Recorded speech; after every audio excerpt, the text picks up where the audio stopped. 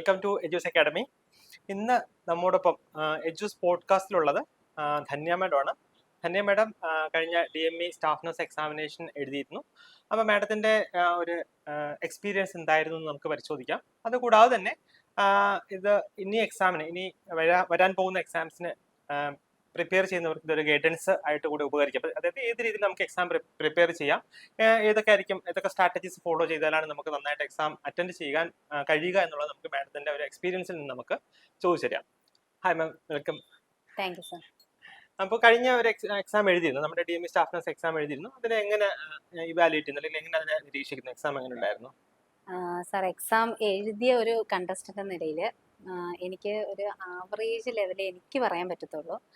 പക്ഷേ അത് എഴുതി കഴിഞ്ഞതിന് ശേഷം എൻ്റെ ഒരു എക്സ്പീരിയൻസ് ഞാൻ ജസ്റ്റ് ക്വസ്റ്റ്യൻ പേപ്പറൊക്കെ വെച്ച് ഒന്ന് നോക്കിയപ്പോഴത്തേനും ഒരിക്കലും അതൊരു നല്ലൊരു സ്റ്റഡി സ്ട്രാറ്റജി ഫോളോ ചെയ്തൊരു സ്റ്റുഡൻറ്റിന് ആവറേജ് എന്ന് പറയാൻ ഒരിക്കലും പറ്റത്തില്ല. കാരണം നല്ല പക്ക സ്റ്റാൻഡേർഡ് ക്വസ്റ്റ്യൻ ആയിട്ടാണ് എനിക്ക് ഫീൽ ചെയ്തത്. പക്ഷേ നല്ല രീതിയിലൊരു സ്ട്രാറ്റജി ആ ഒരു പ്ലാനിങ്ങിലൂടെ പോയ കുട്ടിക്ക് മാത്രമേ നല്ല രീതിയിൽ അറ്റൻഡ് ചെയ്യാൻ പറ്റത്തുള്ളൂ. പക്ഷെ എൻ്റെ സമയം കുറവ് മൂലവും കുറച്ച് ബിസിയൊക്കെ ആയതുകൊണ്ട് എനിക്ക് നല്ല രീതിയിൽ പ്രിപ്പയർ ചെയ്യാൻ പറ്റിയില്ല. അതുകൊണ്ടാണ് എൻ്റെ ആ ഒരു ആവറേജ് ലെവൽ എന്ന് ഞാൻ പറയാൻ കാരണം. അപ്പൊ അതായത് ഇതിന് മുന്നേ DHS എക്സാം എഴുതിയിരുന്നു, അതിനുശേഷം ഇപ്പൊ DME എക്സാം. അപ്പൊ ഈ രണ്ട് എക്സാമും എഴുതുമ്പോൾ എക്സാമിന്റെ ഒരു സ്ട്രാറ്റജി, എക്സാമിന്റെ ഒരു നിലവാരത്തിൽ അല്ലെങ്കിൽ എക്സാമിന്റെ ഒരു സ്ട്രാറ്റജിയിൽ എന്തൊക്കെ വ്യത്യാസമാണ് തോന്നുന്നത്? ശരിക്കും പറഞ്ഞാൽ ഞാനൊരു ഫ്രണ്ട് വഴിയാണ് എജ്യൂസ് അക്കാഡമിയുടെ അക്കാഡമി ഉണ്ട്, അത് നല്ല ക്ലാസ് ആണെന്നുള്ള കാര്യം അറിയുന്നത്. അങ്ങനെ ഞാൻ ഇവിടെ വിളിച്ച് അന്വേഷിച്ചു. ഞാൻ ഇവിടെ ജോയിൻ ചെയ്ത് കഴിഞ്ഞ് ശരിക്കും പറഞ്ഞാൽ സാറാണ് എൻ്റെ ഒരു മോട്ടിവേറ്റർ.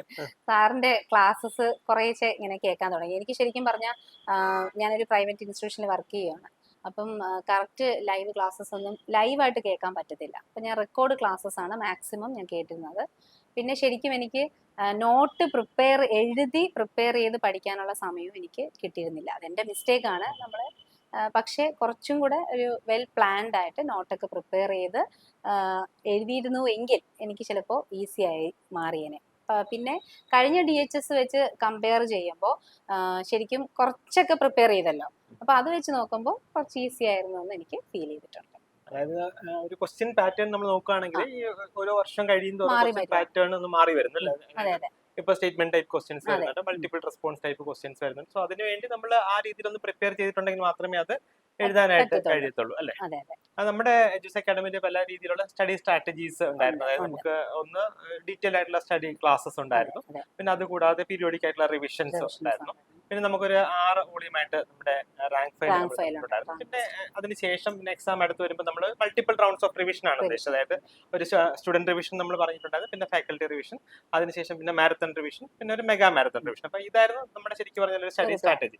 അപ്പം ഈ സ്റ്റഡി സ്ട്രാറ്റജി മാഡത്തിന് എങ്ങനെ ഉണ്ടായിരുന്നു? അത് ഒരു ഹെൽപ്ഫുൾ ആയിട്ട് തോന്നിയോ എക്സാം എഴുതിയപ്പോൾ? ശരിക്കും പറഞ്ഞ സാർ, ഞാനൊരു DHS കഴിഞ്ഞ വർഷത്തെ DMEക്ക് ഞാനൊരു വേറെ ഇൻസ്റ്റിറ്റ്യൂഷനിൽ കുറച്ച് ക്ലാസ്സസ് ജോയിൻ ചെയ്തിരുന്നു.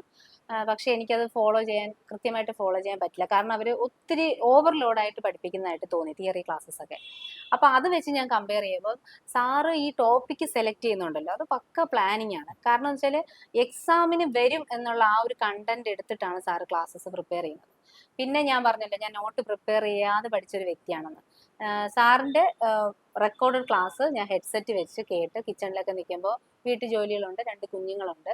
അപ്പം അവരെ കാര്യങ്ങളൊന്നും ഇന്ററപ്റ്റ് ആവാൻ പാടില്ല. അപ്പം അതിനിടയിൽ കൂടിയാണ് ഞാൻ സാറിന്റെ ക്ലാസ്സസ് കേട്ട് ഞാൻ സത്യമായിട്ട് പറയുവാണ്, സാറിന്റെ ക്ലാസ്സസ് ഹെഡ്സെറ്റ് വഴി ഞാൻ ചെവികളിലൂടെ സാറിന്റെ സൗണ്ട് കേട്ട് പഠിച്ച് എഴുതിയതാണ്.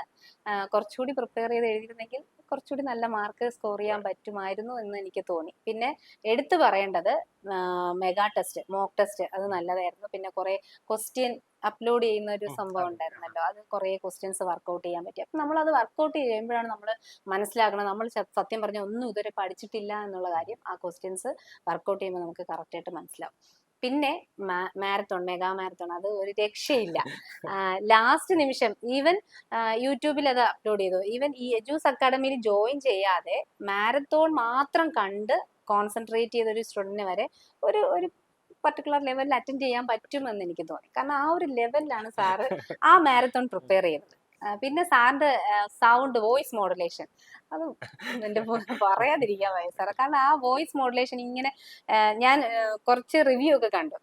നമ്മൾ ശരിക്കും ക്ലാസ്സിലിരിക്കുക എന്താ എക്സാം എഴുതാതിരിക്കുമ്പോൾ സാറിന്റെ ആ സൗണ്ട് മാത്രമാണ് നമ്മുടെ മനസ്സിലും ചെവിയിലും ഒക്കെ ഇങ്ങനെ വരുന്നത്. അതുപോലെ നെഗറ്റീവ് അറ്റൻഡ് ചെയ്യുക സാർ ഇങ്ങനെ തലേദിവസം പറഞ്ഞില്ലേ, എക്സാമിന്റെ തലേദിവസം പറഞ്ഞിട്ടുണ്ട് നെഗറ്റീവ് മാക്സിമം അവിടെ. സത്യം പറഞ്ഞാൽ ഞാൻ ഇത്രയും ടെസ്റ്റ് അറ്റൻഡ് ചെയ്തെങ്കിലും ആദ്യമായിട്ടാണ് ഞാൻ ഇത്രയും കുറച്ച് നെഗറ്റീവുകൾ അറ്റൻഡ് ചെയ്തത്. സത്യം ശരിക്കും പറയുകയാണെങ്കിൽ ഞാൻ 2-3 എക്സാം എഴുതി. അതിൽ ചുമ്മാ നമുക്ക് എഴുതാൻ തോന്നും. പക്ഷെ ഈ ഒരു എക്സാമിന് സാർ ഇങ്ങനെ പറയുക നെഗറ്റീവ് അറ്റൻഡ് ചെയ്യരുത്, നിങ്ങൾ അത് സ്കിപ്പ് ചെയ്യുക ആ ഒരു ഇത് മനസ്സിലിരിക്കുമായിരുന്നു. അങ്ങനെ കുറച്ച് നെഗറ്റീവ് കുറയ്ക്കാൻ പറ്റി എന്നുള്ളത് ഭയങ്കര പോസിറ്റീവായിട്ട് എനിക്ക് തോന്നുന്നു. ശരിക്കും എത്ര നാൾ മുന്നാണ് ഈ എക്സാമിന് വേണ്ടി പ്രിപ്പയർ ചെയ്ത് തുടങ്ങിയത്? ശരിക്കും ഞാനൊരു 8-9 മാസത്തോളം മുന്നേ തുടങ്ങിയെന്ന് വേണം പറയാൻ. അപ്പൊ എന്റെ ആ ഒരു ഇത് ചോദിക്കുവാണെങ്കിൽ എന്റെ ഒരു അഭിപ്രായം, നമ്മൾ ഒരിക്കലും നോട്ടിഫിക്കേഷൻ വന്നിട്ടല്ല നമ്മൾ സ്റ്റഡി തുടങ്ങേണ്ടത്. പക്ക അതിനു മുന്നേ നമുക്കറിയാലോ ഒരു പ്ലാൻ ഉണ്ടല്ലോ, അതിനു മുന്നേ നമ്മൾ തുടങ്ങുക.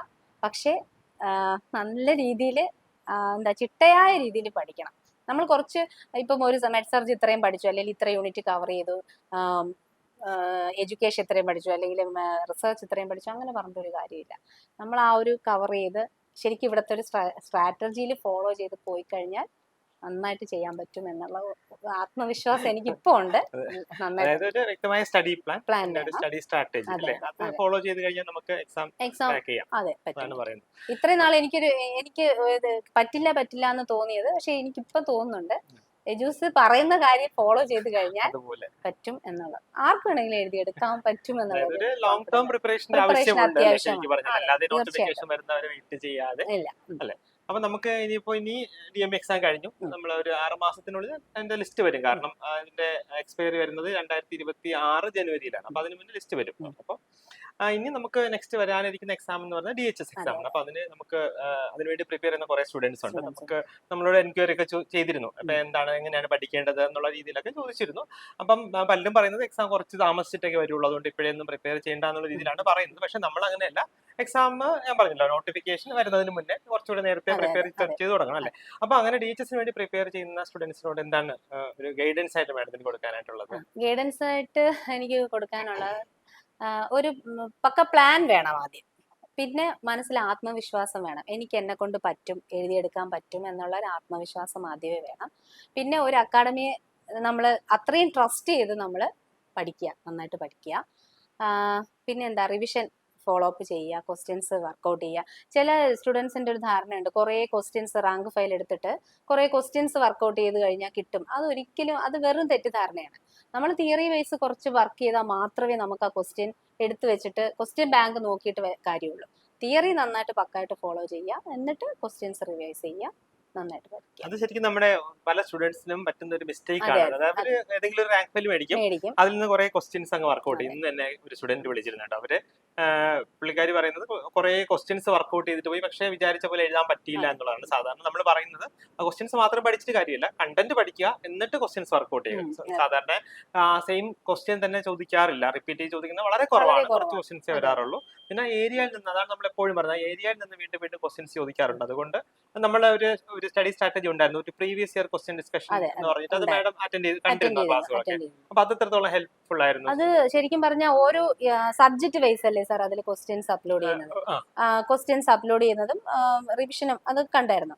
അപ്പം അങ്ങനെ സബ്ജക്ട് വൈസ് തന്നതുകൊണ്ട് അത് ഭയങ്കരധികം യൂസ്ഫുൾ ആയിരുന്നു. ഭയങ്കരധികം അത് ആ ഒരു പാറ്റേണിൽ ഫോളോ ചെയ്ത സ്റ്റുഡൻസിന് അത് മനസ്സിലാക്കാൻ പറ്റും. ഓരോ സബ്ജക്ട് വൈസ് നമുക്ക് ചെയ്യുമ്പോൾ നമുക്കറിയാം ഏത് സബ്ജക്റ്റിലാണ് നമ്മൾ അത്രയും പൂവറായിട്ട് പോകുന്നതെന്ന് അറിയാം. അപ്പൊ അത് വെച്ചിട്ട് കമ്പയർ ചെയ്ത് നമുക്ക് ആ സബ്ജക്റ്റിന് കുറച്ച് സമയം കൂടുതൽ കൊടുത്ത് നമുക്ക് പ്രിപ്പയർ ചെയ്യാം. ഇപ്പൊ ഞാൻ MSc കഴിഞ്ഞത് കൊണ്ട് മാത്രമാണ് എനിക്ക് ആ റിസർച്ച്, എഡ്യൂക്കേഷൻ അതൊക്കെ കുറച്ച് നല്ല ഈസി ആയിട്ട് തോന്നി. പക്ഷേ ഒരു ആസ് എ BSc എന്ന് വെച്ചാൽ അവർ കുറച്ചും കൂടി ഒന്ന് എഡ്യൂക്കേഷനും റിസർച്ചും അഡ്മിനിസ്ട്രേഷനും ഒക്കെ കുറച്ചുകൂടി ഒന്ന് ഹാർഡ് വർക്ക് ചെയ്യേണ്ടി വരും. അപ്പം സാറ് റിസർച്ച് പഠിപ്പിച്ചപ്പോൾ തന്നെ ശരിക്കും പറഞ്ഞാൽ നമ്മൾ MSc പഠിച്ചപ്പോൾ മനസ്സിലാകാത്ത കാര്യം വരെ സാർ എക്സാമ്പിൾ സഹിതമാണ് റിസർച്ചിന് പറഞ്ഞു തന്നെ. അപ്പൊ അത് വെച്ച് നമുക്കത് മനസ്സിൽ ഇരിക്കും, അത് വെച്ച് നമുക്ക് ചെയ്യാൻ പറ്റി. അപ്പൊ ആ ഒരു രീതിയിൽ മനസ്സിലാക്കി പഠിച്ചു കഴിഞ്ഞാൽ നന്നായിട്ട് അറ്റൻഡ് ചെയ്യാൻ പറ്റും. പിന്നെ വേറൊരു വിഷയം എന്ന് വെച്ചാൽ പണ്ടത്തെ പോലുള്ള കോമ്പറ്റീഷൻ അല്ല സാർ. ഇപ്പം പിള്ളേർ അത്രയും പക്ക ഡെഡിക്കേറ്റ് ആയി പഠിച്ചു തുടങ്ങി. പിന്നെ ഒരു ഗവൺമെന്റ് ജോബ് എന്നുള്ള അതിന്റെ വാല്യൂ എന്താന്നുള്ളത് ഇപ്പൊ എല്ലാ സ്റ്റുഡൻസും മനസ്സിലാക്കി തുടങ്ങി.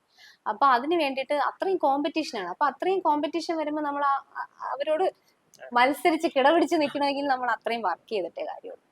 അപ്പൊ അതൊരു ഈസി വേയിൽ കാണരുത്. ഇപ്പോഴേ സ്റ്റാർട്ട് ചെയ്യുക, റിവൈസ് ചെയ്യുക, വീണ്ടും വീണ്ടും പഠിക്കുക.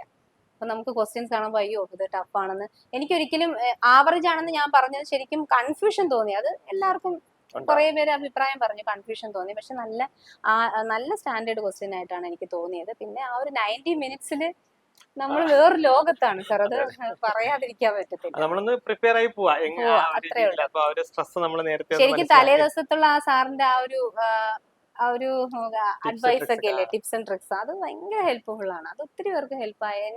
ഈവൻ എനിക്ക് ഒത്തിരി ഹെൽപ്പായി നെഗറ്റീവ് കുറഞ്ഞത്. അങ്ങനെ ഓക്കെ, ശരി. വിലപ്പെട്ട സമയം സ്പെൻഡ് ചെയ്തതിന് നന്ദി.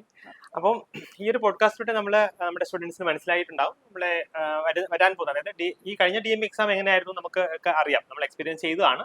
അപ്പോൾ ഇനി വരാൻ പോകുന്ന എക്സാംസ് കുറച്ചുകൂടെ നേരത്തെ നമ്മൾ പ്രിപ്പയർ ചെയ്യുക, ഒരു സിസ്റ്റമാറ്റിക് ഉള്ള ഒരു സ്റ്റഡി സ്ട്രാറ്റജി നമ്മൾ ഫോളോ ചെയ്യുക, കൂടാതെ പീരിയോഡിക് ആയിട്ടുള്ള റിവിഷൻ ഇതൊക്കെ വെച്ചിട്ട് നമ്മൾ ഫോളോ ചെയ്യുകയാണെങ്കിൽ ആർക്കും എക്സാം വളരെ ഈസി ആയിട്ട് ക്രാക്ക് ചെയ്യാൻ പറ്റും എന്നാണ് നമുക്ക് ഈ ഒരു ഡിസ്കഷനിലൂടെ മനസ്സിലായത്. Thank you.